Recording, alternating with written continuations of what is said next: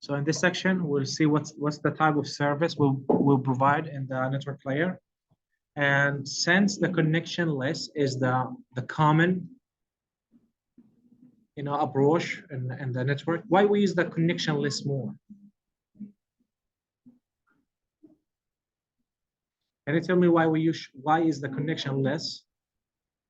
It's the common method we use. Because it's faster. So you avoiding the setup time and you're avoiding the tear down time. So now when you're trying to send, for example, a video, do you think connection oriented is the best way, or the connection list? Connection list, because it's going to be faster. And in the connection list, even if you lose some of the packets, since it's video or audio or other type of data, it's not going to have a huge impact, because still you will be able to see the video. And for example, as we mentioned before, if you are watching an online video, and if you have a bad connection or you have a slowness or any reason, you will see some of the noise or distortion. You see some of the black boxes. However, still you will be able to see the video and enjoy it. So that's why we are using the connection list. You send out, then let the network find the best path for you. You don't have to worry about it. You don't have to establish the connection, and you don't have to tear down the connection. Let the network do that. It's going to be quicker, faster for you. So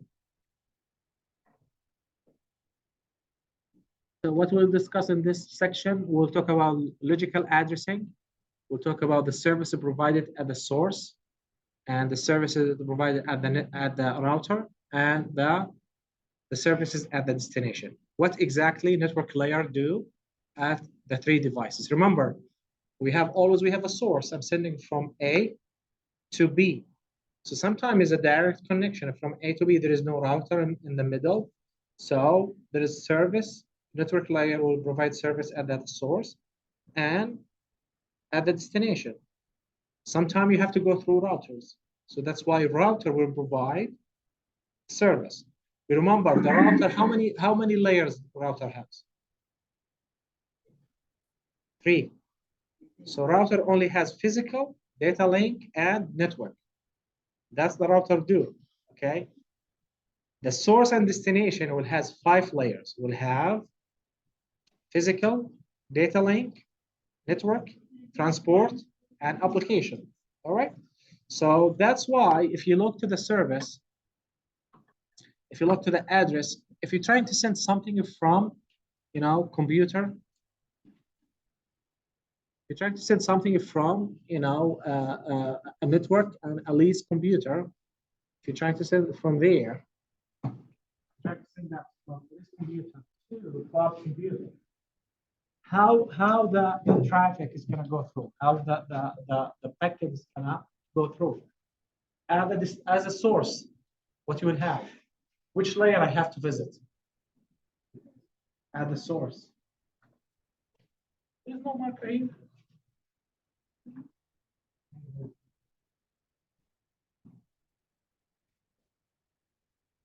Unfortunately, none of these works.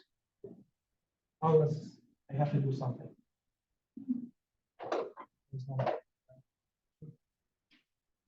Okay, so don't worry about it. So I'm trying to send it from Ali's computer to Bob. What I have to do? Which layers I have to visit here? So it's going to go through application, then. So I have to visit all of them. So I have to visit 5 layers. All right. So it's going to go through the network. What we have here? Switch. And maybe a switch connected to router. And this one is connected to what? ISPN. So your local net service, correct? And then this one is going to go to national. Let's assume Bob located in India. All right. So you will go first to local, and we'll go to the regional, then the other end. Again, maybe you have different type. Here, if you see here what we have, you have the SONET, or same thing, SONET. Sometimes you will have different type of network. But the point here, You have to go through layers. How many layers I have here? 5. Oh, what about this router here? This here? Only 3, because router has only 3 layers. So if I want to go, when I go from Ali's computer to Bob, what I have to do? I have to go through 5 layers. And this router, it's only 3 layers, then another 3 layers, 3 layers, 3 layers. Maybe you will have 1 router, maybe you will have 100, maybe you will have 1,000. However, you have to go through the same way. You have to go in the router, you have to go from up to bottom, then you go, I'm sorry, from the bottom to up and from the up to bottom. Each router, you have to do the similar operation, all right? Why? Because what's the router has to do? Has to find the next hub. The router, the job of the router to find what is the next hub for you, okay? Not what is the destination. So it has to find just the next hub for you. All right. What's the services we provide at the source? That's the source. From where the data comes. At the source. Who initiate the data? The message usually comes from where? From the application. Upper layer. What is the upper layer we have? But before the application, we have another layer. That's why we say upper layer. So the initial message has to come from the application, then go to transport layer. So the data usually comes from transport layer. And what is the message? What usually you have? What's the very important for you to have? Of course, you will have the message. Data is the message, correct? But you will have destination and the source, correct? And what is the BI? Protocol interface or protocol ID. So is this message coming from, remember transport layer has multiple protocols. So can you give me an example of the transport layer protocols? TCP, okay, what else? UDP. That's a common, that's the most well-known, TCP and IP protocols. Okay, and there is more. There is ICMP protocol. So that's why you need the protocol ID. So just to know, but then that's my network layer. The yellow one is that my network layer at the source. What the source, what the network layer at source do? First step, why we do packetize? We divide the message to manageable, as we say, manageable size. So that's why we divide it to small size. And when we divide it, what we call that? What's the name of the data? Data graph. After we divide it, what we have to do? Remember the network layer, what we'll do? We'll send it to the next router or next hub or next hub. Doesn't matter if it's a computer or a hub. So what you have to do? You have to find the logical address of the next hub. What is the logical address? Is the IP address, correct?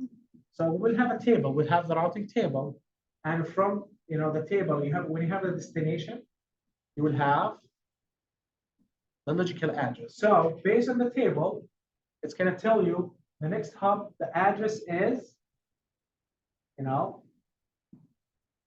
what's the NA? Next hub logical address. Okay, logical address is the IP address. Now, after we find the logical address, what is the next step? Why we need the MAC address? Because data link layer only understand MAC address. So the network layer need the MAC address, not the logical address. That's why we need the translation. I have the IP address or the logical address. I have to translate that to a MAC address, which data link layer will understand or will use to deliver the message to the next hub. So the first step, I will find what is the next hub logical address. Then I will find the MAC address. Which protocol we are using to find the MAC address? Something called ARP. ARP, ARP. Address. Let me remember the name. Address protocol, but let me know what the R stands for. R. Resource? No, it's not resource. Give me 1 second. Let me tell you. That's what's happening when you memorize just the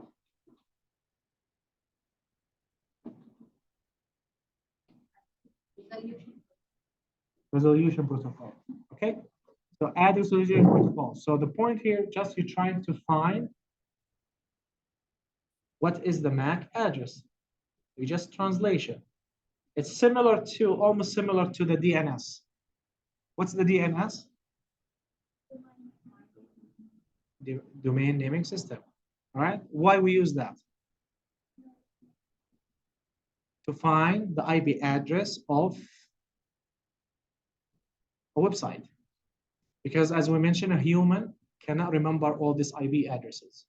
You cannot remember the Google is 10.0.0.10, for example. So that's why we name it as, we use Google. When you type google.com in your browser, has to translate to IP address. Any communication has to use IP address. So that's why you need the DNS to translate, to tell google.com it's equal to 10.0.0.10. That's the whole thing, you know. So the same thing. After I have the MAC address, what I have to do? I have to do something fragmentation. We have to divide it, the message, you know, to small pieces. Okay. And how we divide that? Based on what? What is the size? Based on something called MTU, which is maximum transfer unit. And this one is different. If you're trying to send data through Ethernet, this numbers will be different. If you're trying to use that using the wireless, it will be different. So based on the technology we are using, if we're using Ethernet, if we are using a wireless or token ring, there is multiple technologies. So based on the size, you will know how you fragment your data. So let's say, you know, your data is big. That's when you have to fragment. What you have to do, you fragment to, for example, here we have 3 or maybe more. And then you add the header for each one and the MAC address, and then you send it out. After you send the packet out, where the packet is going to go?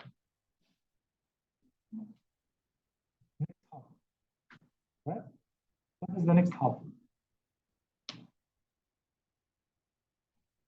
What is the next hop?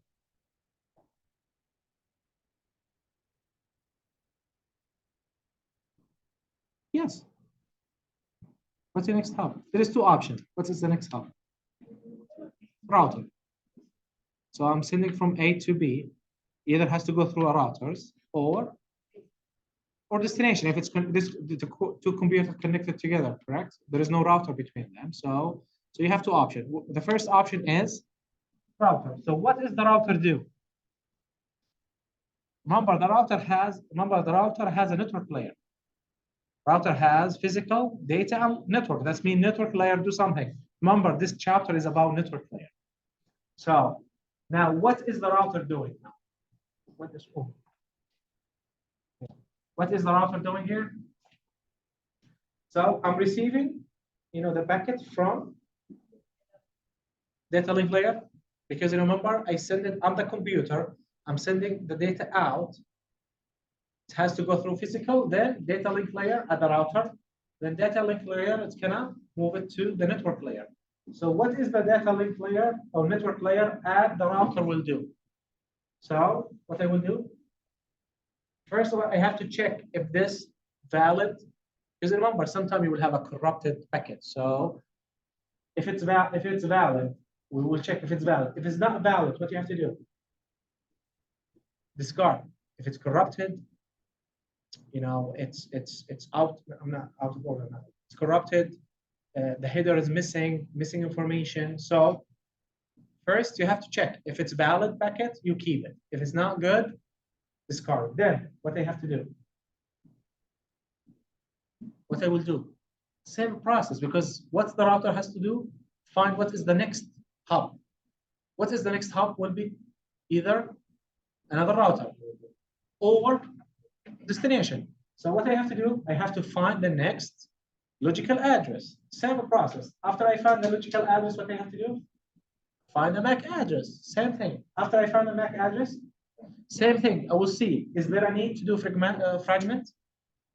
Is the data big enough, or I have to maybe break it more down? If no, then that's fine. You continue. If you have to, then you divide it to small packets and then you send it out.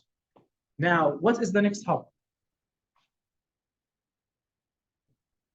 Another router, correct? Maybe. If it's another router, how the router is going to look like? It will be the same. Same design. It's going to come from data link layer, then move it to the network layer. Network layer will do multiple function and then send it to the next hub. What is the next hub? Maybe router and maybe destination. So what is the destination is going to look like? So that's the destination. So what's going to happen? I will receive the data. Then, same thing. I will check, is this packet good or bad? If it's good, we'll keep it. If it's bad, what I have to do? Discard. All right. If now, let's go back. Okay, what we have to do? Open the packet, correct? And store it. Why we store it first? Why we store it here? Because remember, we divided the packet to small fragments. Then what we have to do? We have to wait until we receive all of them because we have to put them together. So you will store them here, then you will check. Okay, did we receive here? All fragments arrived. If it's true, what's going to happen? That means then we will reassemble the packet. Then what we have to do? Just give it to the layer at the top. Give it to which layer at the top? Transport layer. What's the transport layer will do? We'll do more function, then give it to application layer. All right. Now, if you do not receive all of them, what you have to do? You have to wait until you receive all of them. The question for you, how long you wait?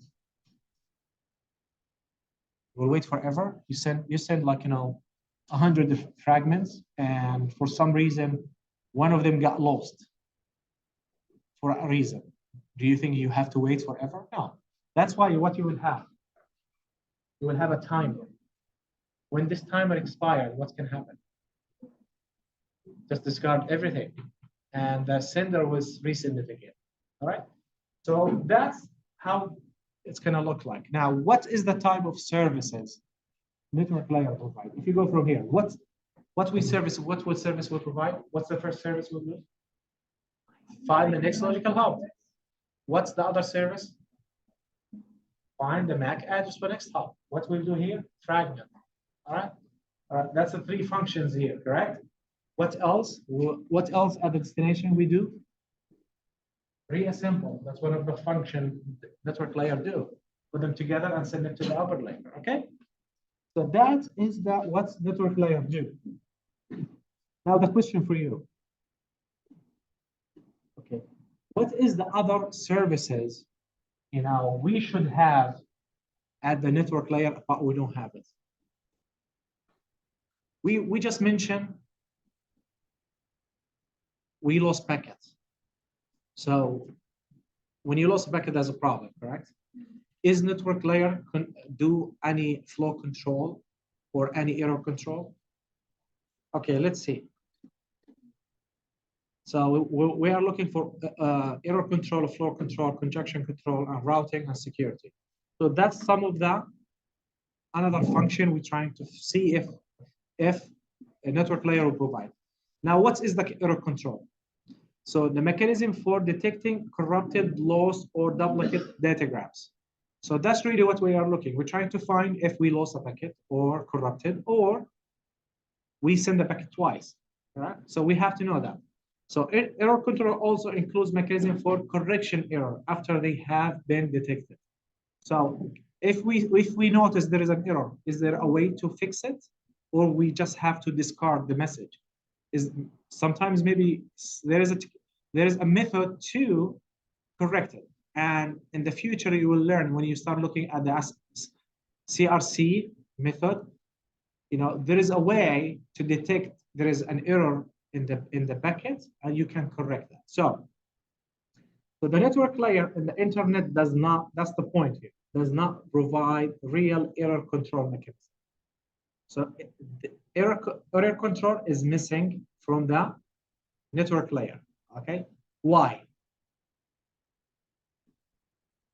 You know why? Because remember when we talk about data link layer, remember in data link layer, we said, data link layer has an error correction. However, the error correction, where that's happened in the network layer.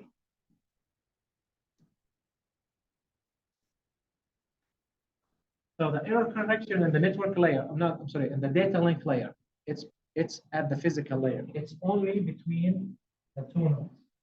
So from here to here, network layer or data link layer has an error detection or error correction. Then what is missing? It's missing only this part because network layer will not provide error correction or detection, right? So that's why they say,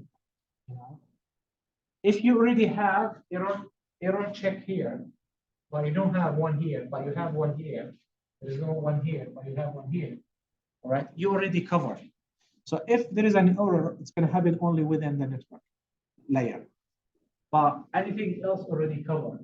If you want to add error correction, you will add an overload to the to the mechanism. That's why I say, they're now providing an error correction at the network layer. So in the exam, I ask you, does the network layer provide error correction? No. Or error control. Okay, what about the flow control? Is there a flow control in the network layer? No. There is no flow control in the network layer. Again, okay, what's the purpose of the flow control? To make sure you're not overwhelming the destination. I'm trying to send data from A to B. They have to make sure I'm not just sending too much for the destination. That's the whole idea. Okay. However, network layer will not provide that. Network layer will send the data without looking for who's doing that? Which layer is doing that? Data link layer. Data link layer has a flow control mechanism. So the control flow data, the receiver needs to send some feedback to the sender to confirm the letter is overwhelmed with data. The network layer, that's the most simple thing. The network layer and the internet, however, does not directly provide any flow control. So far we are missing error control, flow control. Clear? Is the network layer provide security? No. And security usually implemented at the transport layer and application layer. All right. What else? What else missing? There's another one. Congestion control. All of these missing in the network layer. All right. So that's why all these services usually it's provided by network layer, data link layer, or transport layer. So when we start discussing the transport layer, we'll see most of the services provided there. Right. So now, network layer, what type of circuits we have? We discussed two circuits, correct? I'm sorry, two or switching packets, switching circuits. So we will have two, circuit switch and packet switch. Why we're not using the circuit switch in the network? Because you have to establish the connection and you will reserve the whole channel for yourself. Nobody else can share it until you finish. And that's why we are using a small packet, manageable packet, and we send them one by one, which will be shared with the other. And we discussed two things, connectionless and connection oriented. And we said the connectionless, which is the common in the network, okay, it's just sending data without establishing the path. In the connection oriented, there's three phases: setup, data transfer, yes, and what is the services network layer provide? Finding the next hop logical address, MAC address for the next hop, and fragmentation if there is a need, and the opposite of fragmentation, reassembling. All right. So those are the services. What are the other services we are missing from the network layer? Congestion control and routing. We'll see that routing. No, routing is still there is routing. We'll see. We'll talk about that next week. We'll talk about chapter 5. I think it's about the ARB.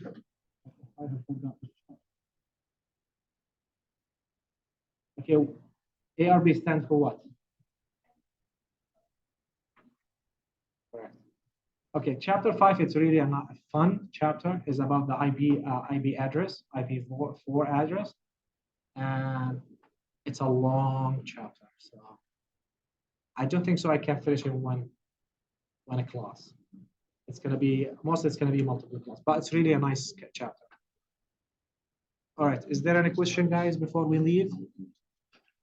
So I will try my best to finish next week early, and then the GA will work with you for maybe 20 minutes on the lab, like how to install the application, how to capture the packet, and just to answer a few questions. Guys, over Zoom, do you have any question before we leave?